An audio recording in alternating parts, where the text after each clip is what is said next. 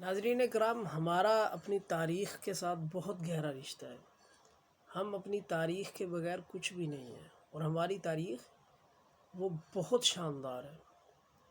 ہم نے دنیا پہ حکمرانی کی ہوئی ہے، اور ہم نے پوری دنیا کو امن دیا ہوا ہے، اور ہم نے پوری دنیا کو چین اور سکون جو ہے وہ ہمارے نظام اسلام سے پوری دنیا کو ملا ہے۔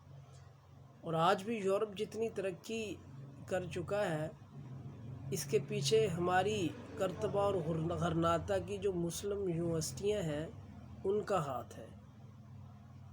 تو ہمارا جو ماضی ہے وہ کتنا شاندار تھا، اور ہمارے جو حکمران تھے وہ کس طرح کے تھے، یہ واقعہ آپ کو سناتے ہیں۔ میں نے ایک کالم لکھا تھا، حکمرانی اور رعایا پروری کسے کہتے ہیں۔ اس کے اندر ایک واقعہ لکھا ہے کہ عالیشان محلات، طویل سرکاری پروٹوکول اور خدامین کی پوری فوج رکھنے والے حکمران نے نوزائیدہ ہمسایہ مملکت کے بادشاہ کا احوال لینے اپنے ایک سفیر کو بھیجا۔ سفیر جب اس مملکت کے دارالحکومت پہنچا تو نہ اسے کوئی محلات نظر آئے، نہ سرکاری پروٹوکول ملا، نہ کوئی ہٹو بچوں کی پکار سنائی دی۔ وہ پریشانی کے عالم میں پورے دارالحکومت میں گھومنے لگا کہ اسے بادشاہ کی رہائش گاہ کا پتہ چلے، مگر وہاں کوئی عالیشان بلڈنگ تھی ہی نہیں، بلکہ عام شہریوں کی طرح ساری عمارتیں ایک جیسی ہی تھیں۔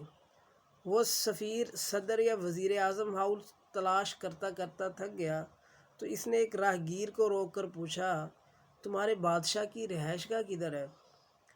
میں ان سے ملنا چاہتا ہوں۔ راہگیر نے اسے ساتھ لیا اور دارالحکومت کی آبادی سے تھوڑا باہر لے آیا۔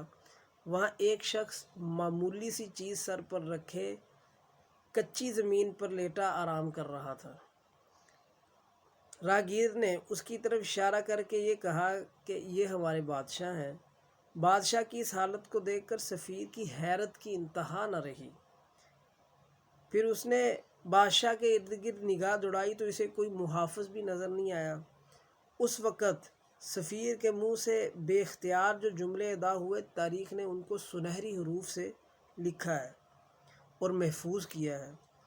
وہ جملے کسی بھی حکمران اور سربراہ مملکت کے لیے مشعل راہ ہو سکتے ہیں۔ اس سفیر نے کہا، یہ ایسا آدمی ہے کہ بڑے بڑے بادشاہوں کو اس کی ہیبت اور رعب کی وجہ سے چین نہیں آتا، اور اس کی ظاہری حالت یہ ہے، اے بادشاہ، واقعی تو نے لوگوں میں عدل قائم کیا اور ان کو امن دیا، تبھی تو آرام کی نیند سو رہا ہے۔ اس کے مقابلہ میں ہمارے بادشاہ ظلم کرتے ہیں، ناانصافی کرتے ہیں، جس کی وجہ سے ہر وقت ان کے سر پر بادشاہت چھن جانے کا خوف رہتا ہے، راتوں کو نیند نہیں آتی، کئی افراد کی سیکورٹی کے باوجود موت کا خوف، سلطنت کے چھن جانے کا خوف آرام، چین اور سکون نہیں لینے دیتا۔